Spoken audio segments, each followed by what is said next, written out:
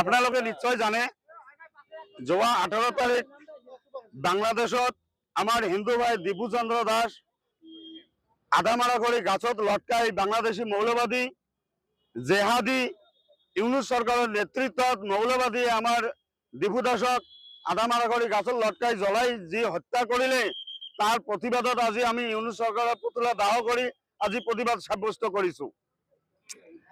আজি ধুবুৰী জিলা আন্তঃৰাষ্ট্ৰীয় হিন্দু পৰিষদ আৰু ৰাষ্ট্ৰীয় বজৰং দল আগমনী প্ৰখণ্ডৰ উদ্যোগত এই প্ৰতিবাদী কাৰ্যসূচী লোৱা হৈছে।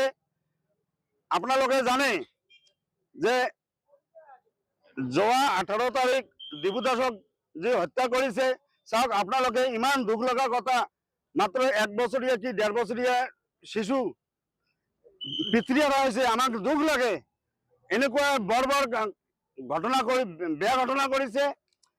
আমি ইয়াৰ পৰা ইউনুস চৰকাৰক গৰিহণা দিছো আৰু ইয়াৰ যোগেদি আমি অসম চৰকাৰ তথা ভাৰত চৰকাৰক এইটোৱে আহ্বান কৰিম যে আপোনালোকে বাংলাদেশক যিটো সহায়ৰ হাত ইমান দিনে আগবঢ়াইছে এইটো আপোনালোকে বন্ধ কৰি দিয়ক।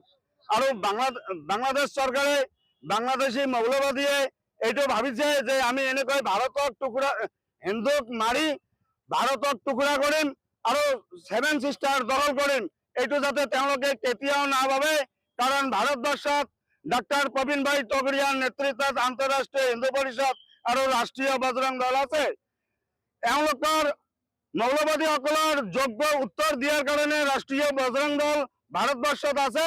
এওঁলোকক যোগ্য উত্তৰ দিয়াৰ কাৰণে আমাৰ ভাৰতৰ সৈন্যৰ দৰকাৰ নাই, ৰাষ্ট্ৰীয় বজৰং দলে কাফি।